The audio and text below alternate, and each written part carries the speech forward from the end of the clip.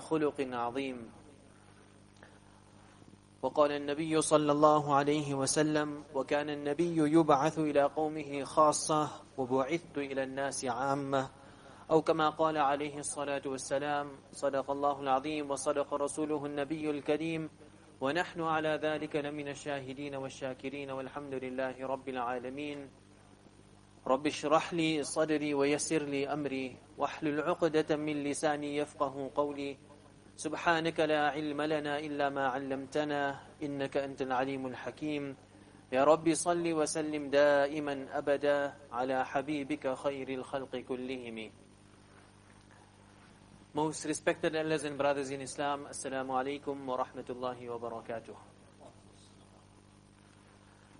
When we study the life of Rasulullah sallallahu alaihi wasallam, then we learn that Rasulullah sallallahu alaihi wasallam came with a responsibility, a mission, a message. And this responsibility, this message wasn't something new. It is the system of Allah subhanahu wa ta'ala from day one, that Allah subhanahu wa ta'ala had been sending Anbiya alayhimus salam for the sole purpose of reminding and calling towards Allah subhanahu wa ta'ala. However, every Nabi, every Rasul that came was true. Every Nabi is special. Our Muhammad sallallahu alayhi wa sallam is most special. Every Nabi is great. Our Muhammad sallallahu alayhi wa sallam is the greatest. Every Nabi that was sent for a time, a limited period of time, for a specific community, for a certain people, a certain area, all specifics. But Nabi sallallahu alayhi wa sallam is sent for all times, for all people, for all areas, for all communities. Nabi sallallahu alayhi wa sallam mentions in a hadith, وَكَانَ النَّبِيُّ يُبْعَثُ إِلَىٰ قَوْمِهِ خَاصَّةً, that every Nabi was sent to a specific nation, a specific region, a specific area. وَبُعِثْتُ إِلَى النَّاسِ عَامَّةً, but I have been sent for humanity in totality. So the Anbiya alayhimus salam, they came with this message, with this responsibility. But as we all know, the Anbiya alayhimus salam were human, and they also had passed on. And Nabi sallallahu alayhi wa sallam has also passed on. So does that mean that the message that Nabi sallallahu alayhi wa sallam has come with comes to an end? No, Allah subhanahu wa ta'ala says in the Quran Kareem, كُنْتُمْ خَيْرَ أُمَّةٍ أُخْرِجَتْ لِلنَّاسِ, that you are the best amongst that have been selected from humankind. Why? تَأْمُرُونَ بِالْمَعْرُوفِ وَتَنْهَوْنَ عَنِ الْمُنْكَرِ, because you have been given the duty and the responsibility of commanding from evil. So the most honorable task that Allah subhanahu wa ta'ala can give a person is that Allah subhanahu wa ta'ala makes him a da'i, a caller towards his path.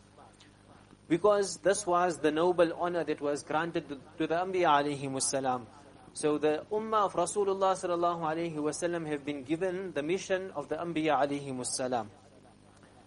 So giving da'wah is important, and it is a duty of every believer. But together with giving da'wah, it is also very, very important that our character, our akhlaq be of utmost, on a very high level. And the way we deal with people should be outstanding. At times, our character can do more da'wah than our speeches. And people may forget the words that you mentioned to them, but they will never forget the way you treated them. So Rasulullah sallallahu alaihi wasallam was sent to call people towards Allah subhanahu wa ta'ala. But what does Allah subhanahu wa ta'ala say about the akhlaq of Rasulullah sallallahu alaihi wasallam? Before his speeches, before his miracles, before his knowledge, Allah subhanahu wa ta'ala says, وَإِنَّكَ لَعَلَى خُلُقٍ عَظِيمٍ, that you are of a great moral character. You have the best of akhlaq and the best of characters. Why? Because character itself is a da'wah. In Makkah al-Mukarramah, when whoever came to Makkah, Rasulullah sallallahu alayhi wa sallam invited them towards Islam. To such an extent that the people, the kuffar of Makkah, got worried. They were worried, and they went on to the outskirts of Makkah. And whoever entered the city, they would warn that person or that tribe or that group that were coming in, that you will meet so and so person. His name is this, he looks like this, he is from this family. And they would warn the people that do not listen to him. He is a sorcerer, he is a magician, na'udhu billah.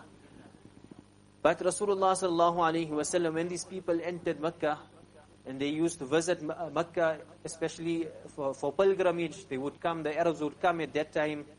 They would come for many, many reasons. And Rasulullah sallallahu alaihi wasallam used to go and speak to them. And he used to invite them towards Islam. On one occasion, he met two people, Sayyidina Rifa'a bin Rafi' al-Zuraqi and Sayyidina Mu'adh bin Haritha radiyallahu anhuma. So, Nabi sallallahu alayhi wasallam, he sees them coming in, he goes to them and he tells them that you are the guests of Mecca. Can I be of any service to you? Can I do any khidmat for you? So, they look at each other and they tell Nabi sallallahu alayhi wasallam, but aren't you the one that the people warned us about, that we shouldn't talk to you, we should stay away from you, we shouldn't listen to you? So Nabi sallallahu alayhi wasallam smiled at them and he told them that yes, you were warned about me, but you are the guest of Makkah, so I want to know if I can serve you, if I can do anything for you. So they think to themselves that this person seems to be an approachable person. Let us not be influenced by what the people said to us. It might be false. It might be an accusation, a rumor. And let us listen to him. So they tell Nabi sallallahu alayhi wasallam that, listen, we have our conveyances, our animals, and we're going for pilgrimage. So we need someone to see to our animals. So will you make the arrangements for the safety of our animals? Nabi sallallahu alayhi wasallam tells him, it's done, sorted out, I'll see to that. So, as they begin to leave, Nabi sallallahu alayhi wasallam tells them that before you leave, let me ask you a question. A few questions and answer me honestly. So the first question Nabi sallallahu alayhi wasallam asked them, that who created the sky above us? Who created the sky above us? Is it the one God that I am calling towards? Or is it your idols that you are going to worship? So they deliberated over the question, they thinking, and they say that it is the one God that you are calling towards. The second question Nabi sallallahu alayhi wasallam asked them, what about this earth that we live on? What about the earth that we live on? Is it, who created this? Is it the one God, the one Allah that I am calling towards, or is it the idols that you worship? So they said, no, it is the one true Allah that you are speaking about. Nabi sallallahu alayhi wasallam then asked them, what about the mountains? Who created the mountains? So they say it is Allah. So like this, Nabi sallallahu alayhi wasallam, through his akhlaq, he would first soften the hearts of people. He would smile at them, show them good character, and he would win over the hearts of those people. So they were so touched by the fact that Rasulullah sallallahu alaihi wasallam was so kind to them. They accepted Islam and they went back to Medina. And the following year they came back with more people. So Nabi sallallahu alaihi wasallam firstly left them thinking. He asked them a few questions, they answered, but this left them thinking, and then eventually they accepted Islam. So like this, 11 years in Makkah al-Mukarramah passed like this, where Nabi sallallahu alayhi wasallam, when the Arabs would come, they would come for meetings, they would come for business, they come for trade, for competitions, and they would make their way. Nabi sallallahu alayhi wasallam was there to invite them towards Allah subhanahu wa ta'ala, towards Islam. And Nabi sallallahu alayhi wasallam's kindness, his mercy, his compassion is what attracted the people towards Islam. One night, Nabi sallallahu alayhi wasallam reaches out to 6 young men. It was late at night, they were sitting and they were talking. Nabi sallallahu alayhi wasallam goes to them, he asks them permission first. Can I speak to you? They say, you can speak to us. Nabi sallallahu alayhi wasallam goes, he sits down, and then he starts to speak to them, he invites them towards Islam. Eventually these people, they say to Nabi sallallahu alayhi wasallam that the Jews in Medina told us about you, and they warned us, and they said that when the final Nabi of Allah comes, then we will crush you under him. And they say amongst themselves that before, let us accept his message, So they all accept Islam. So the message is that good character is a bridge between hearts. If someone trusts you, then he will listen to you. When a person when you are respectful towards a person, then he is open to learning from you. So before even Nubuwwah, Nabi sallallahu alayhi wasallam, we learned qualities people would praise him. He was the most trustworthy. Even those that opposed his message, they still accepted his good character, and they would say that he is the most trustworthy, he is Al-Amin. And thus opened the doors for da'wah. When Nabi sallallahu alayhi wasallam left the cave of Hira, he was perturbed, he was shivering, he came down, he ran home, and he was saying, Zammiluni, Zammiluni, Dathiruni, Dathiruni, they cover me. And Khadija radiallahu anha comforted Rasulullah sallallahu alayhi wasallam, she consoled him. And then she asked him that what happened, what transpired. The Nabi sallallahu alayhi wasallam mentioned to her what had happened. And then he said, I am doomed. But what did Khadija radiallahu anha say to Nabi sallallahu alayhi wasallam about his akhlaq, about his interaction with people? She said that Allah will never forsaken you. You see to the orphans, you shelter those that are traveling, that come and visit in Mecca. You see to the poor, you see to the needy. Allah will never forsaken you. So this was the akhlaq of Nabi sallallahu alayhi wasallam, and this was the thing that attracted the most towards Islam. Another incident we all know that incident of Taif. Nabi sallallahu alayhi wasallam loses his two biggest pillars of support. Khadija radiallahu anha passes away, his uncle Abdul Muttalib passes away. Nabi sallallahu alayhi wasallam needs that support, so he goes to the people of Taif with high expectations that they will accept my message. The kuffar of Makkah did not accept my message. The people of Taif will accept.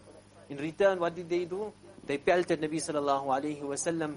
They hurt Rasulullah sallallahu alayhi wasallam to such an extent where he was bleeding. His shoes were filled with blood. Nabi sallallahu alayhi wasallam is grieving. The angel Jibreel alayhi salam comes and he says, "O Nabi of Allah, tell me, I can take these two mountains, I can tell the angels who are in charge of these two mountains and crush these people in between them." What does Nabi sallallahu alayhi wasallam say? Nabi sallallahu alayhi wasallam says, these people might not have accepted my message, but I am hopeful that their children or their progeny will accept my message. And that is the kindness that Nabi sallallahu alayhi wasallam had. Nabi sallallahu alayhi wasallam was out of all, the greatest of all mankind. He had the best akhlaq. Once, the arch enemy of Islam, Abu Jahl, Nabi sallallahu alayhi wasallam was performing salah. He comes and he throws the intestines of a camel on the back of Nabi sallallahu alayhi wasallam. In return, Nabi sallallahu alayhi wasallam makes dua, "Oh Allah, strengthen Islam for the Islam of the two Umars, Umar ibn al-Khattab or Umar ibn Hisham, who is Abu Jahl." Allah subhanahu wa ta'ala accepted the dua of Nabi sallallahu alayhi wasallam in favor of Umar ibn al-Khattab radiyallahu anhu. So, a person is harming Nabi sallallahu alayhi wasallam, disgracing him in front, publicly, disgracing Nabi sallallahu alayhi wasallam. Here is Nabi sallallahu alayhi wasallam making dua. So as da'is and as people calling towards Allah subhanahu wa ta'ala and towards Islam, we need to have the best akhlaq. We need to lead by example, both by our actions and by our words. A very, very important aspect that we should inculcate within us is, and we know that tomorrow is our Masjid Open Day. So let us firstly have this genuine concern for the people that will be coming, that how can they accept Islam? How can Allah subhanahu wa ta'ala guide them? Let us have this concern. This was the fikr and the concern of Nabi sallallahu alayhi wa sallam for the last person to come till the day of Qiyamah. Nabi sallallahu alayhi wa sallam had this worry, how can he be successful? How can he accept the message and be successful forever and forever? And also, before we go to bed tonight, let us on this. Let us each of us perform 2 rakats of salah and make dua. Make dua for those that will be coming, that Allah subhanahu wa ta'ala guide them. Allah subhanahu wa ta'ala bless them with iman.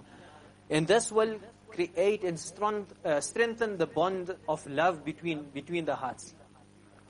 So giving da'wah and inviting towards Islam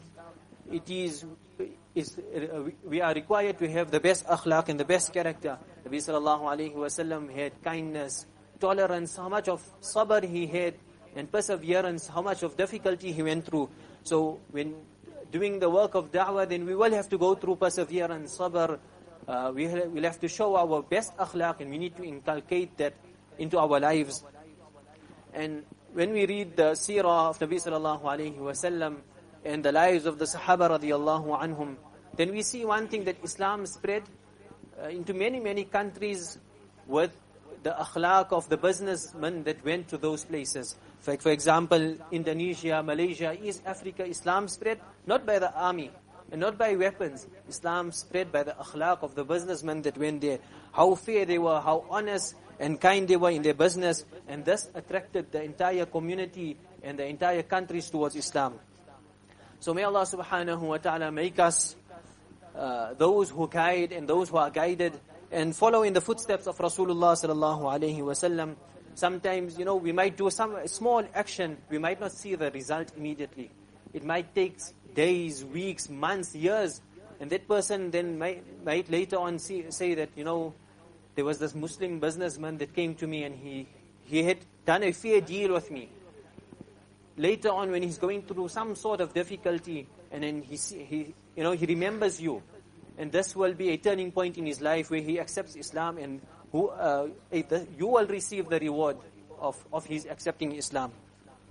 So let us inculcate in our da'wah the akhlaq of Rasulullah sallallahu alayhi wasallam and the Sahaba radiyallahu anhum. May Allah subhanahu wa ta'ala give us tawfiq. Subhanallahi wa bihamdihi, subhanakallahumma wa bihamdik, nashhadu an la ilaha illa anta nastaghfiruka wa natubu ilayk.